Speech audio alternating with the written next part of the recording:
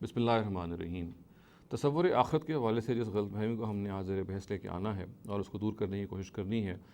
اس کا تعلق اس چیز سے ہے کہ یہ بات بیان کی جاتی ہے، یہ بات روایات میں بیان ہوئی ہے کہ جنت جو ہے وہ 3 لوگوں کی خاص طور سے منتظر ہے، اور جو روایت میں سٹریس بیان ہوا ہے وہ یہ ہے کہ خاص طور سے یہی وہ 3 لوگ ہیں جس کی وہ بہت زیادہ بےتاب ہے، جس سے کہ ظاہر ہے یہ پھر نتیجہ نکل آتا ہے کہ جو باقی صلحاء ہیں، باقی انبیاء ہیں، باقی جو حضرات ہیں، ان کے بارے میں وہ اتنی مشتاق نہیں ہے، اتنی بےتاب نہیں ہے۔ جن کے بارے میں وہ مشتاق زیادہ ہے ان کے بارے میں ہم جو روایت کے الفاظ ہیں وہ یہ ہیں کہ وہ 3 اشخاص ہیں۔ ایک حضرت علی رضی اللہ عنہ ہیں، دوسرے عمار بن یاسر رضی اللہ عنہ ہیں، اور تیسرے سلمان فارسی رضی اللہ عنہ ہیں۔ ان 3 کے بارے میں یہ بیان کیا جاتا ہے۔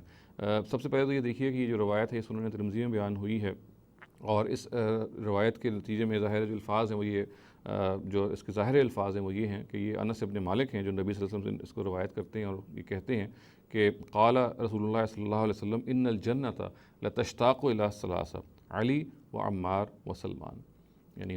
حضرت انس یہ کہتے ہیں کہ نبی صلی اللہ علیہ وسلم نے فرمایا کہ جنت جو ہے وہ بالخصوص 3 لوگوں کی بہت مشتاق ہے، اس کی بہت بےتاب ہے کہ وہ اس کے اندر داخل ہوں، اور وہ ہیں علی، عمار اور سلمان۔ یہ تینوں کے نام اس میں آتے ہیں۔ ظاہر ہے کہ ہم اس روایت پہ جب جرا کر رہے ہیں، اس کا تذکرہ کر رہے ہیں، اس کا یہ مطلب نہیں ہے کہ یہ تینوں اشخاص جو ہیں وہ جنت میں نہیں جا رہے۔ ہم صرف جو اس میں سمجھنے کی کوشش کر رہے ہیں وہ یہ کہ جو سٹریس اس روایت میں بیان ہو گیا ہے کہ یہی 3 لوگ ہیں جن کے بارے میں جنت بہت زیادہ مشتاق ہے، تو یہ سٹریس اس لیے درست نہیں ہے کہ یہ روایت خود اس کی جو نسبت ہے نبی صلی اللہ علیہ وسلم سے وہ درست نہیں ہے۔ رہ گئی یہ 3 افراد، تو ہمیں یقین ہے کہ ان تینوں افراد کی جو حیثیت ہے وہ ہے ہی ظاہر اس طرح کی کہ وہ اللہ تعالیٰ ان کو جنت ہی میں لے کے جائے گا۔ تاہم یہ سٹریس جو یہ روایت بیان کر رہی ہے کہ ان 3 کے بارے میں جنت کو بہت اشتیاق ہے کہ اس میں داخل ہوں، یہ جو سٹریس ہے یہ اس لیے ہم اس کو درست نہیں سمجھتے کیونکہ یہ روایت پایا ثبوت تک نہیں پہنچتی۔ اس میں جو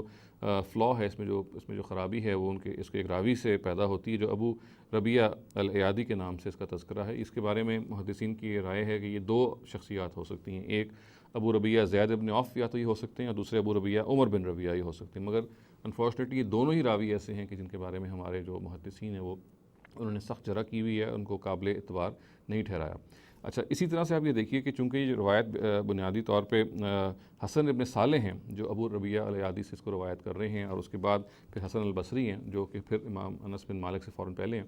تو اس میں جو امام ذہبی کی یہ رائے ہے کہ وہ یہ کہتے ہیں کہ یہ جو روایت ہے یہ حسن بن صالح نے اصل میں ابو ربیعہ الایادی سے کی ہی نہیں ہے، بلکہ ان کا یہ خیال ہے کہ یہ اسماعیل ابن مسلم البصری ہیں جس سے یہ روایت کر رہے ہیں حسن ابن صالح۔ تو اگر ان کی بات بھی مان لی جائے تو پھر سوال ایک اور پیدا ہو جاتا ہے، اور وہ یہ ہے کہ اسماعیل ابن مسلم البصری جو ہیں یہ خود ایک مجروح راوی ہیں، اور ان کے بارے میں بھی ہمارے جو محدثین ہیں ان کا بہت سخت تبصرے ہیں۔ جیسے ابو زرع یہ کہتے ہیں کہ ضعیف، اور اسی طریقے سے امام احمد جو ہیں وہ کہتے ہیں کہ منکر الحدیث، نسائی کہتے ہیں کہ یہ متروک ہیں، اور یہی اسی قسم کی آراء ہمیں اور جو ہمارے جلیل القدر ائمہ ہیں ان سے ملتی ہیں، جس کی بنیاد پہ پھر ہم یہ کہہ سکتے ہیں کہ یہ بھی راوی جو ہیں وہ مجروح ٹھہرتے ہیں۔ اور پھر اس میں جو دوسری قباحت موجود ہے وہ یہ ہے کہ اس روایت میں حسن البصری موجود ہیں جو مدلس ہیں، جو خود ایک ہمیں معلوم ہے جو لوگ جانتے ہیں علم حدیث کو کہ یہ اگر روایت میں انا نہ ہو اور راوی اگر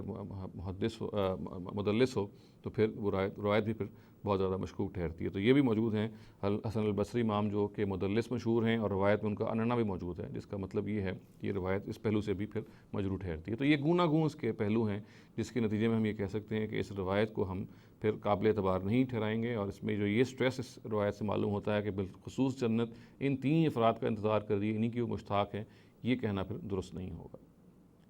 اقول قولی ھذا واستغفر اللہ لی ولکم ولسائر المسلمین والمسلمات۔